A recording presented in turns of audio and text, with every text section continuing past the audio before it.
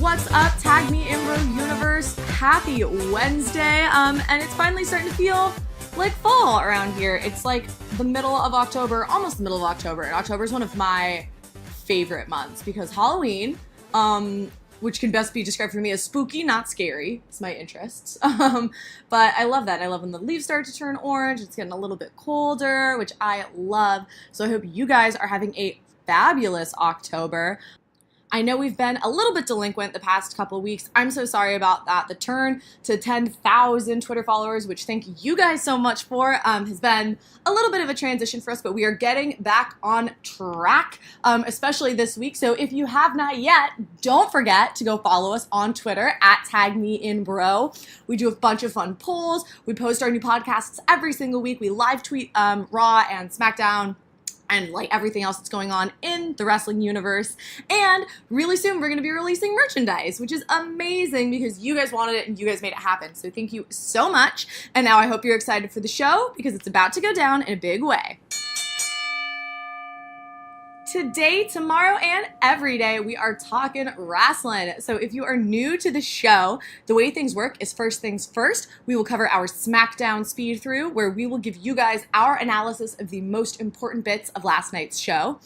Then we'll move on to our Hi to the People segment, where we want to engage with you guys to find out more about your views on a particular subject. This week, we're going to be talking about which female superstar from SmackDown you would like to see be given the next match for Evolution. Then after that, we'll talk about the question on everyone's mind this week, and then we will close out the show with our stars of the night. Now, our main event question for this week is going to be a little bit of our thoughts on the Super Showdown, especially as we approach Crown Jewel, which will just be another international pay-per-view.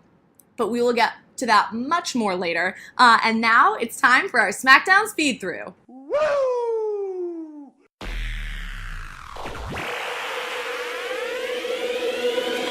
Here are the only 5 things you need to know about SmackDown Live this week. Number 5, Randy Orton versus The Big Show. Number 4, One Night in Milwaukee Part 2. Number 3, Jeff Hardy versus Samoa Joe. Number 2, Miz TV with AJ Styles and Daniel Bryan. And number 1, Becky Lynch versus Charlotte Flair for the SmackDown Live Women's Championship. Okay, so starting with number 5, Randy Orton versus The Big Show. This was the main event of SmackDown Live. This was also a qualifying match for the WWE World Cup, where currently every single participant is from America. Logical. Perfect. Arguably the most classic, the most classique WWE construct for this particular tournament. Orton versus Big Show was, I don't know, fine. Like, I don't know why it was the main event. It felt weird. It felt like we could have turned the TV off very early. And if anyone else noticed, like, when the entrances came out, there was only about 13 minutes left. Like, you were like, this isn't going to be a barn burner. This is going to be just a show. And speaking of show, the Big Show actually did look pretty good. Randy Orton has always looked good. Orton picked up the win and will be representing, yet again, his home country of America in the WWE World Cup at Crown Jewel. I don't really get the WWE World Cup. I get that they need a reason to show more superstars, especially since their trips to this part of the world are so infrequent. But I don't know, it doesn't feel important, it doesn't feel well conceived, but we got it, and it meant the Big Show was on television, so congrats, Big Show. Alright, moving swiftly forward to number 4. We had One Night in Milwaukee Part 2, so after Aiden English so promptly cut off his videotape of he and Lana last week, this week he decided to continue with it, and I don't know, for me this one was kind of a dud. It didn't go anywhere, and all it did was end up with Lana kind of, outing Aiden English as being a liar in the scenario of him very much so implying that something had happened between them when something hadn't. And he was just kind of like, yeah, you're right. He was like, you're totally right, but you're still hot, Lana. And it felt like this weird character turn. I don't know why. And then Rusev chased him around the ring a little bit. They brought Rusev out, chased him around the ring a little bit. But then he just kind of let him get away. And Rusev was like, ha ha ha. Like, it was almost like, you're not worth my time. But if Aiden English isn't worth his time, then what are we going to do with this feud as it moves forward? So it didn't feel It didn't feel particularly strong. Obviously, what they are leading toward is some kind of Rusev versus Aiden English, but it doesn't feel like the emotion is there. It does, like, I've been saying this from the beginning, but I just must reiterate, it feels like it's an Aiden versus Lana feud.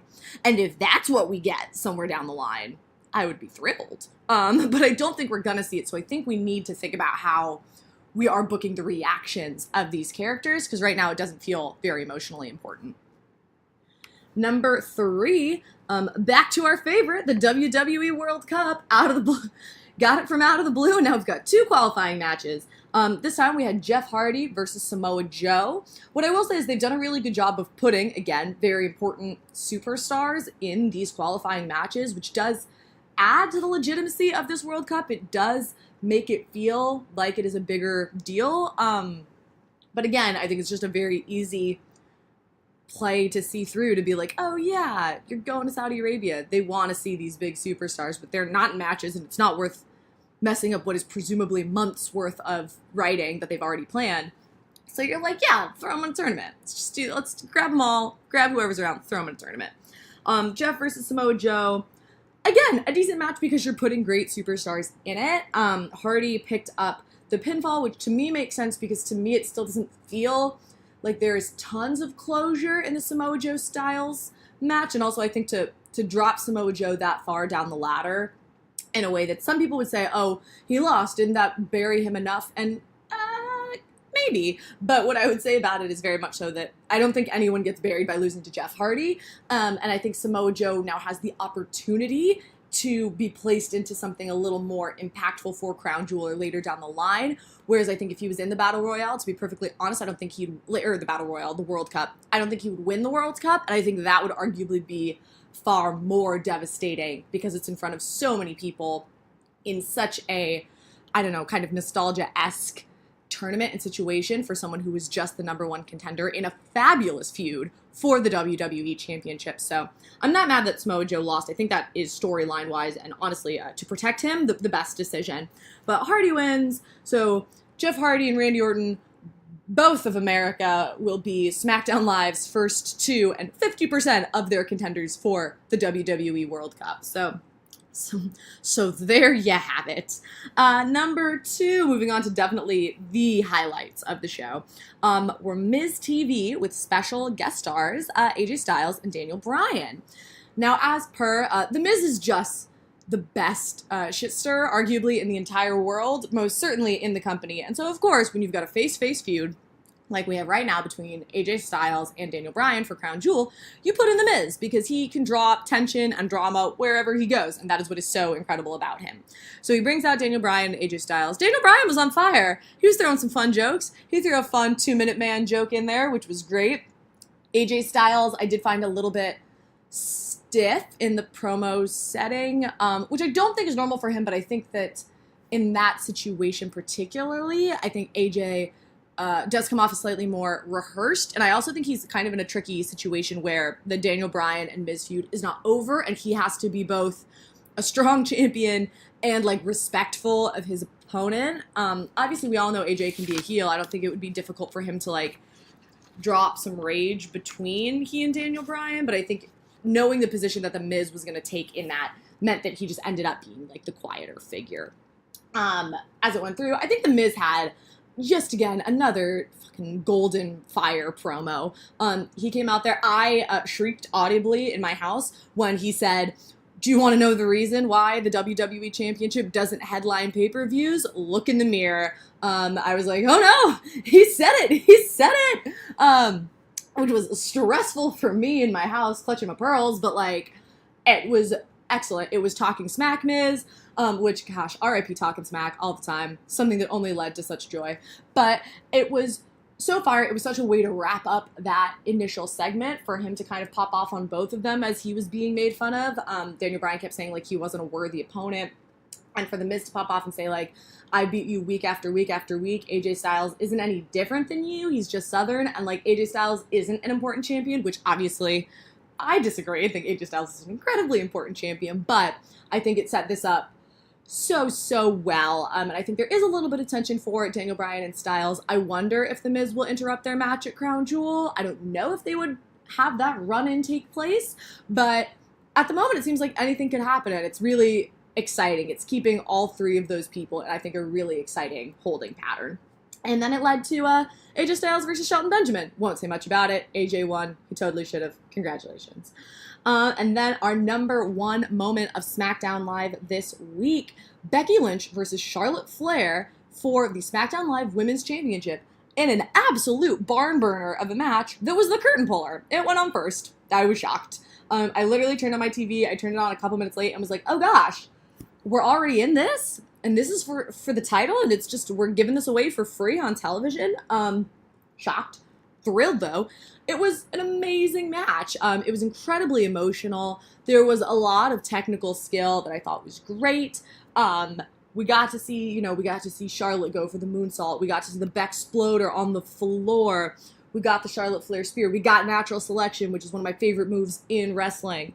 And then after the double countout, which I actually thought was very well placed, simply because it needs to be about the emotion. You know, one of the reasons they kept AJ Styles and Samoa Joe so far apart during their feud was because it had to be about the emotion. It had to be that when they saw each other, they could not help but fight. And in this moment, I think they've done such a good job with Becky and Charlotte and giving them this opportunity to have quite a long match at the beginning of SmackDown. In my personal opinion, that's probably why it went on first, was because they didn't want to have to rush it.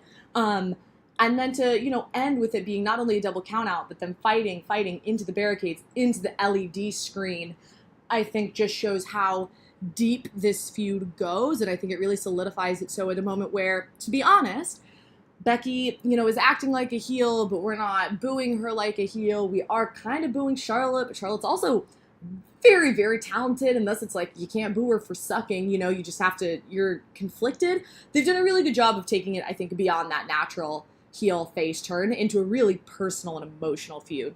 And I thought it was an amazing match, and it made me really excited. Their match for Evolution was officially named a Last Woman Standing match, which hasn't happened on the main roster. I know it did have everyone, blah, blah, blah. I know, Asuka and Nikki Cross had it in NXT. It's not the very first, but it's the first we'll see on the main roster. And it's the first stipulation for this women's pay-per-view. And I think it's really cool. My personal preference, I was really shooting for the Iron Man, but I love a Last Woman Standing match. I think it's the right way for this feud to end up. And and that concludes our SmackDown speed through on that really fiery moment from SmackDown Live. So let us know your thoughts. You guys now know ours. What did you like about the episode? What did you hate? Tweet at us at TagMeInBro and let us know. I thought it was a great episode. I thought it moved a lot of things forward. I think it's making me excited for Evolution, which has finally showed up. But I guess I wish we'd give Evolution a little more time than we were currently giving to, say, like, the World Cup. But let us know your thoughts on social media. And speaking of social media, it's time to say hi to the people. This week on Hi to the People, we want to know which female superstar from SmackDown Live would you like to see given the next match at Evolution? It's taken a while for them to mention Evolution on SmackDown Live. Last night, about 3 weeks, 2.5 weeks before the actual pay-per-view itself, we got our first match booked. Which female superstar would you like to see given the next opportunity? We've got Asuka, we've got Naomi, we have the Iconics, we have, dare I say, Lana? There are people around, and I think that it's a little odd that at the moment we haven't seen anyone yet. So let us know who you want to have the next match. We'll be running a Twitter poll for the next 72 hours on our Twitter page, again, at TagMeInBro. So go online, vote, comment, and maybe have your thoughts read out on the show. Do you think there should be a stipulation? Do you want to see Asuka face someone from Raw? Comment, let us know. Each week we read out some of our favorite responses. So go online and vote. And without any further ado, it's time for our main event.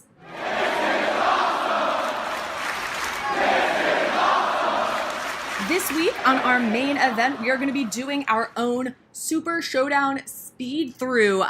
With me, as per, is my co-host Tommy. Hello. Tommy. So this week we're going to be talking about that pay-per-view because, as we've seen, obviously, in the kind of 5 weeks we have upcoming, we've had 2 now of these international pay-per-views, so we didn't know if we wanted to treat them like standard announced pay-per-views that might be subject to season-long booking, or if we wanted to talk about them individually. So we're going to go through and kind of speed through our thoughts on what happened at Super Showdown. So going in no particular order, we are going to start with the Cruiserweight Championship. So I guess we're going with, like, the best match first then. The best match of the whole card. Yeah, it was incredible. It was so good. And Buddy Murphy picked up the win at home. Yeah, and they went crazy. I mean, to be fair, he was way more over than even I could have anticipated for, like, a hometown boy. But B, we had, like, that standing, what is it? They call it, like, the dragonfly or the snapdragon or something fucking weird. Oh, like the spider dragon, spiderfly, insect. The Spanish fly. Yeah, the insects. But, like, it was incredible. And it was Buddy Murphy and Cedric Alexander. Buddy Murphy, who is larger for the Cruiserweight division. Yeah. And Cedric Alexander, who, is incredible. Yeah. It was just a really great match. Super spot heavy, but honestly, like, that's what they do on 205 Live is indie style matches. And it's just so good. It was so good. They definitely knew how to get the people going. Yeah. And it worked out. Wonderful. Then moving on to a match that was a little, I don't know. So we had Bryan versus The Miz. Oh, boring and short. Super quick, super confusing. Yeah. Not confusing in that Daniel Bryan won, but to me a little bit confusing in that it felt like a mistake. Hype for nothing. Yes, it felt like a mistake.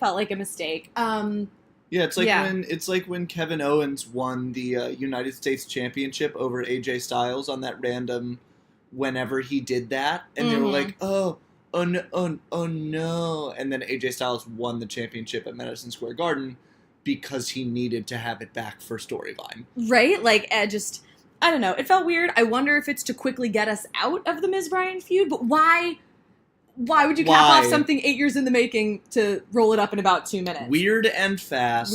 But it does mean Bryan will be the new #1 contender for AJ Styles championship. Which is awesome. Mm-hmm. Next, we have the Iconics versus Asuka and Naomi. And the Iconics won because they were in Australia. Yeah, what I will say, this match did come before the Cruiserweight Championship, and they won, and obviously the idea is always that if you're in your hometown, you're going to lose because Vince McMahon hates everyone. And I was very afraid that Buddy Murphy was going to lose, so maybe that added to the surprise, so it made that match even better. Hilarious that we were talking about the Iconics, and now we're on the Cruiserweight Championship. That gives you an idea of how I feel about this match. And moving on from there, we had Ronda and the Bella Twins versus the Riot Squad, who are getting TV time now, because I guess they have to. Yep. The only interesting thing I thought about this was that Ronda and Nikki Bella kind of fought at the beginning of the match about who would start it. Yeah, they kicked off their feud that would kind of continue on Monday when they had the same match again, and Brie was like, no, I'll start. You girls stop bickering. And then at the end of that match, of course, what was set up at Super Showdown continued on Raw, ended with an elbow to the back of Ronda's head, and now we're getting Nikki Bella and Ronda at Evolution. So that one thing they did at Super Showdown actually meant something. The important. Wow. Then we've got... So we have Cena and somebody versus Elias and someone else. And I believe those other two were Bobby Lashley and Kevin Owens. But really, I think the idea here is Cena pinned Elias. Yeah. I didn't have many thoughts on this match. Introduced the 6th move of doom, I'm not going to say it because I can't pronounce it so it would seem racist, punch to the face. Yep. The lightning fist is what Twitter has been calling it. It's dumb and bad, and so's his haircut. Absolutely. And he didn't take a single bump. No. Yeah, it was... Like, I don't care what movie you're, like, in right now that you're filming. Like, do your job. It was peak money grab. That match was peak money... And that's saying something because The Undertaker was at this show. Absolutely. And that match was peak money grab. All right, Moving on to the SmackDown Tag Team Championships, the New Day retained against The Bar. Yeah, they have opened their 257th consecutive pay-per-view with a match for the title that they hold. The New Day always opens pay-per-views. They opened this one. Again, does that mean that this was a pay-per-view? They know how to get the people going. People love pancakes. They do love pancakes, which is really dumb. If I ever went to SmackDown Live and were thrown a pancake, I would not go up and try to grab one. No, that's not a souvenir that's going to last. It seems you unhygienic. You don't want to eat it because it's been in Biggie's, like, crotch. Like, what is... No. No, and yet they are the collective breakfast Chris Jericho. Yeah. Like, getting over any breakfast food that they come into contact with. Absolutely. Maybe in a couple weeks we'll do a poll. What breakfast food do you want to see next? I want to love see, that. like, soft-boiled eggs. Ew! That would be great. All right. And so, after the breakfast foods, we have the SmackDown Live Women's Championship, Becky Lynch versus Charlotte Flair. It ended in a DQ because Becky used the title. Yeah, to slap the shit out of Charlotte. It was a good match that ended, unfortunately, because I was like, oh man, Becky really is a heel now. And now that that's kind of set up, it made last night's match even 1,000 times better. So it was really just a preliminary for SmackDown Live. Absolutely. And the SmackDown Championship match was incredible, but also like worlds better. Oh, yeah, absolutely. They were rested. And now we've done both things that we can do without pinning someone. Yep. We've had the DQ. We've had the double count out. Like, next time, somebody's got to get pinned. I'm super hyped for Evolution. I think it might be the main event. I think it might, too. I think it'll be great. Then we've got, this six-man buddy match. Like, the buddy cop movie of Super Showdown. Yeah. Which is The Shield versus Braun Strowman, Dolph Ziggler, and Drew McIntyre. Yeah. It was very brutal. It started with Dean Ambrose being very, very disappointed with how many people wanted to touch him as he was going through the crowd to the ring. They were also wearing those weird masks that Hannibal Lecter wears in Silence of the Lambs. That would mean, just so we're counting, for those of you keeping track at home, that the Shield are cannibals. What is happening? Just because it looks cool is not a reason to put it on your body. That's a good rule of thumb for almost anything, actually. But also, certainly they have costume supervisors. Yeah, certainly right? There's someone there certainly to say... someone made that choice. Certainly someone had seen Silence of the Lambs. Yes. One person in all of WWE. The Hounds of Justice eat flesh of humans. And they also beat Braun Strowman, Dolph, and Drew McIntyre. Yes, before 48 hours later, losing. Yeah, we had some real 50-50 booking with Raw. But the one thing that I liked that it did set up, and I know we're kind of covering a lot of things, but is that it did mean that the next night on Raw, like, they used it the best way they could, which is that it started to break up McIntyre, Strowman, and Dolph because they all turned on Dolph. And they were like, you took the pin, you're the weak link, which was a nice touch. Absolutely. This match at Super Showdown was okay, I think. But as we put little fractures in between these teams, it becomes really interesting. Obviously, Dean walking out at the end of Raw on Monday night. Very interesting. They probably won't do it because that was too obvious. But then again, this is WWE. Exactly. And then the main event, our last match on the card to discuss, Triple H with Shawn Michaels in his corner versus The Undertaker with Kane in his corner, also known as DX versus the Brothers of Destruction. Yeah. Hot take. This was sad. Hot take. Hot take. I had a lot of emotions. Hot take. It was hard to watch. It was kind of like Roman Reigns versus The Undertaker a couple years ago at WrestleMania. It's like always great to see The Undertaker. I think he hasn't looked better since maybe WrestleMania, whichever one he lost the streak. He hasn't looked really good in a while, and he looked better. But it still is just like, whenever The Undertaker botches, for some reason, it really hurts me. It does. And I also just think there's a little, like, Shawn Michaels is, let it be known, my favorite wrestler of all time. Like, if you're gonna come out for the match, don't wear jeans. Yeah. Don't wear jeans and, like, a super kick coming off, like, Sweet Chin Music, coming off of, like, jeans and a cowboy boot. Just, it feels like we're half-assing it. Yeah, and there are a lot of ways in which this match felt a little half-assed. I will say the build-up to it was great. Mm-hmm. I was really into the idea of the match. I was a little bit worried as to why there were people ringside during this match. It ended up being exactly why I thought and why everyone else thought, which is that in Saudi Arabia we're getting a tag team match. and that is its own controversy in and of itself. But yeah, it was a fine match. They hugged at the end, curtain call style. That was nice. It's one of those moments for me, which is the last thing I guess I'll say about it, but is like, they're four of the best of all time, but they're not four of the best of right now. And I think that that's a really important distinction to make. And I would never try to like rag on Taker and Triple H and Shawn Michaels and Kane. Like, they're four of the best of all time. But are they the four best people right now to be headlining these pay-per-views? Yeah. TBD. And by the way, there was also a WWE Championship match between AJ Styles and Samoa Joe. Oh my gosh, I forgot. Oh, that's terrible, I forgot. Yeah, it was kind of forgettable though, so it makes sense. But AJ Styles retained. He is still the WWE Championship. And Samoa Joe continues his deep decline. Deep decline. But I will say, I still love AJ as the champion. I want him to have a long reign, but I think they botched the opportunities, not the booking. The story was great. Yep. I wish there had been, like, if it happened, it should have happened at SummerSlam. I agree. All right, well, that concludes our slight speed through of a Super Showdown. Let us know your thoughts on social media. And now we're going to get back to SmackDown for our Stars of the Night.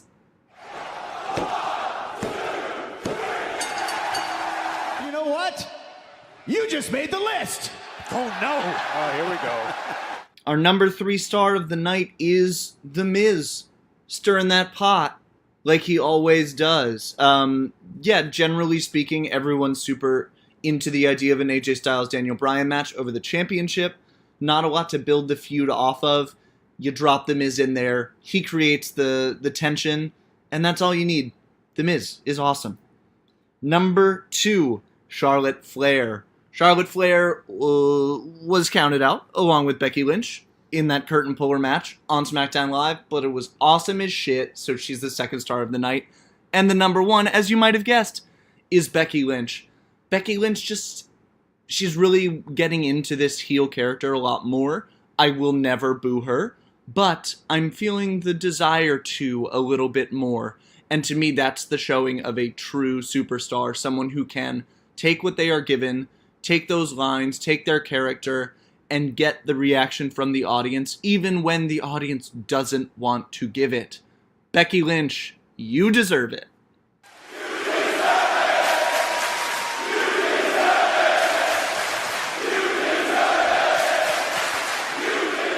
That'll do it for us here at Tag Me In Bro. Be sure to follow us on Twitter at Tag Me In Bro. And as always, tweet at us when you have any thoughts about wrestling, WWE, NJPW, PWG, other acronyms. Anytime, anywhere, tweet at us. Until next week, I've been Tommy, she was Taryn. Goodbye, universe.